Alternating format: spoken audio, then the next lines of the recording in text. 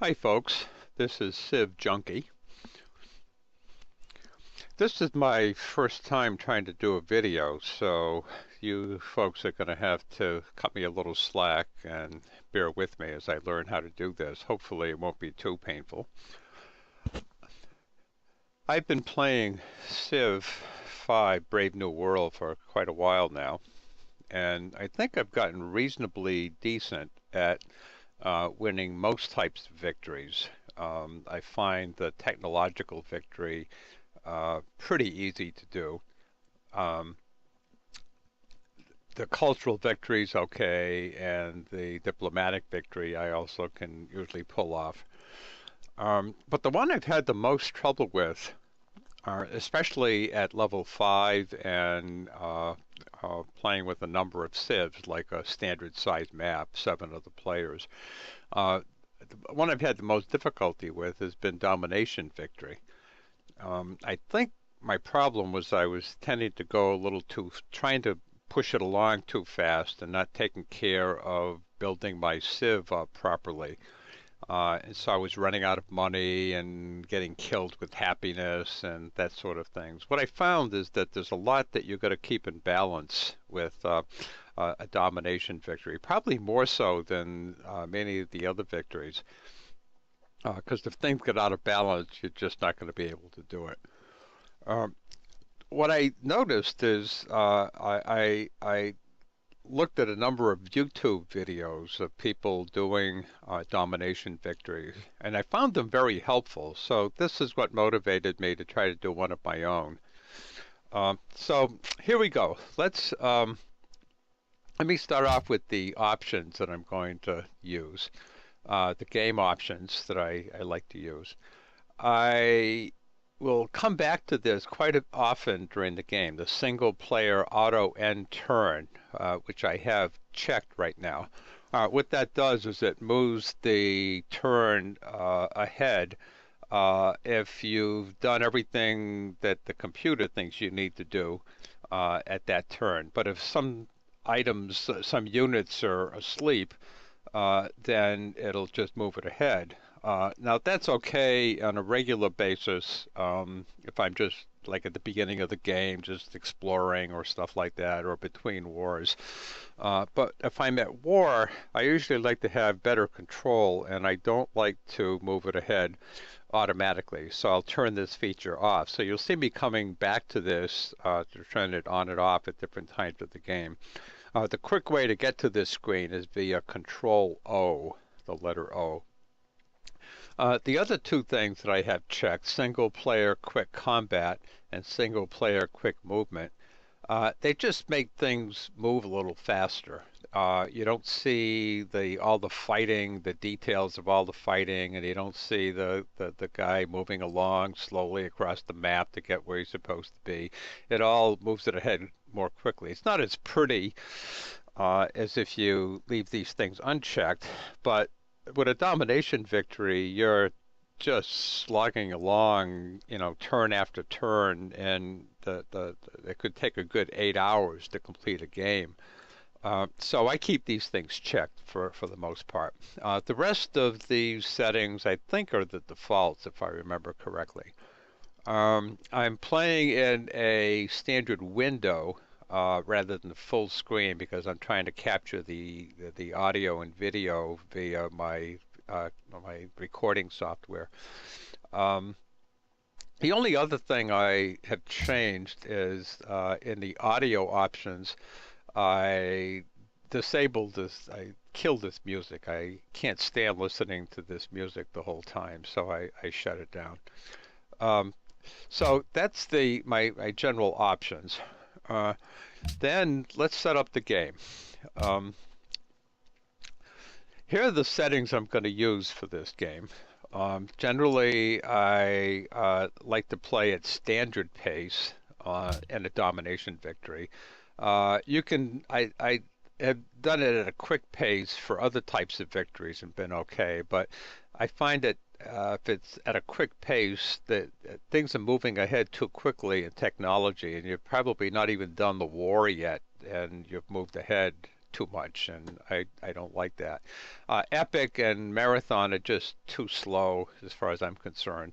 And I find, the standard pace is the Goldilocks place of, not too fast, not too slow. So we're going to play it standard.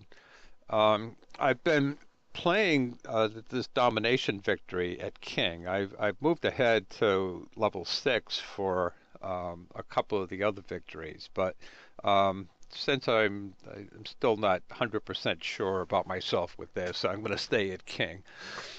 This is you get a small advantage. The AI, I should say, gets an advantage. Generally, you start at the bottom of the heap and have to drag yourself up throughout the game to stay on top, and I find it reasonably challenging. Map size, I'm going to do standard here. With the Domination Victory, I've kind of worked myself up to this. I started with a tiny map size at first, and then moved up to small, and lately I've been doing standard. This is like 7 other players and 16 city-states, which is plenty to have to conquer by the time, in like, what is it, 400 or so turns. So we'll leave it at that. Map type. I've tried different types of maps for a Domination Victory, and I find that I like the Pangea map the best. I don't like doing a water or an ocean type of Domination Victory is like a totally different thing. You're having to build up an army and a navy, especially to protect them.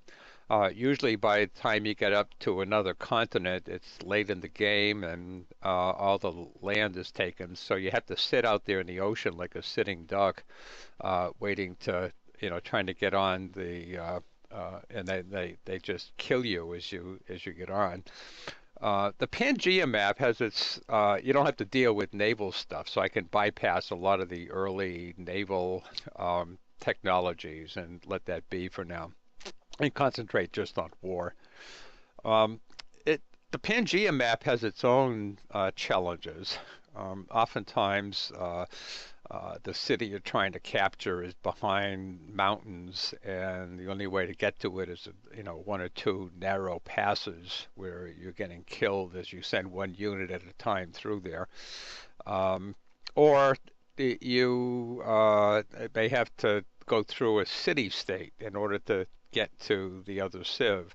And if they're allies with that other civ, then you probably end up having to conquer them first. Or in other cases, going through a narrow isthmus of land in order to get to the other civ. There's almost no game that I've played that doesn't have some issues like that in a Pangea map. So it has its own challenges. Finally, who should I play as? I'm going to play here as Ashurbanipal of Assyria. I'll explain why I like that a little bit in a minute. I played as Japan. The samurai is a nice unit. Comes kind of later in the game. And the ability of injured units to fight at full throttle comes in handy. The Zulus are nice too. Their impi is very nice, and the fact that the cost of melee units, especially gunpowder units, is reduced, helps with your money problems. The Huns are nice. Their battering ram and their cavalry archer are pretty awesome, and you can get some early game victories going quite well with that. So they've been nice. But what I found one of the best civs for Domination Victory has been Assyria. Here's what I like about them. They have this siege tower unit, which comes quite early in the game. It replaces the catapult. and it's a melee unit, so it can actually move into a city and capture it.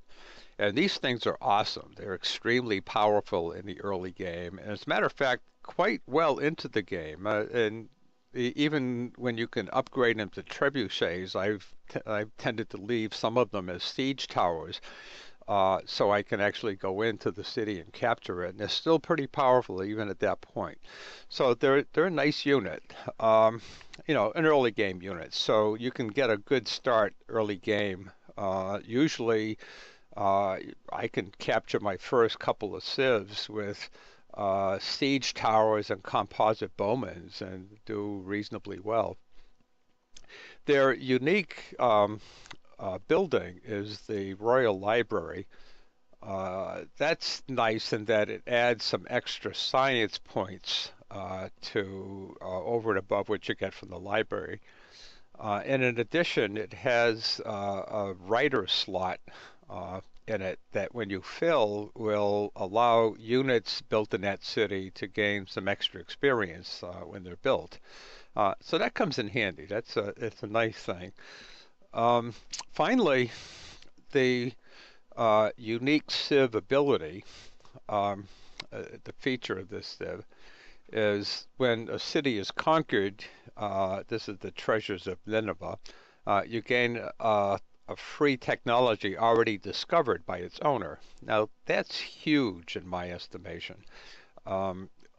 It's often difficult when you're maintaining a large army and constantly building units to maintain your science. And if you fall behind in science, you're screwed. The civs are getting more advanced units and you can't keep up with them, especially when gunpowder comes in. If they get riflemen way ahead of you, you just have no hope there. So this is nice. You can usually you get like a low level technology, one that is way back in the tree that you haven't gotten yet. But even that, it could take you 2 or 3 turns to get it. Sometimes, if you're lucky, you'll get something they just got that you would be getting soon that could save you, 6, 7, 8 turns to get. So that's really nice. The downside is that this does not work through a trade deal. Where this comes into play is often when you're about ready to capture their capital city, they'll throw a trade deal at you for peace, where they'll give you one city of theirs. Well, if you accept that, and you then therefore get the city, you don't get the free technology. So you have to be careful with that. Most of the time, you probably would want to go ahead and capture the city, especially if you're going to do it at some point. But maybe you just need a break to kind of catch your breath or reposition your army or something like that. So you may want to take that deal. There you take the happiness hit by grabbing a city, then you have to recover from that. So you have to really think that through. So that's really what I'm going to play as here.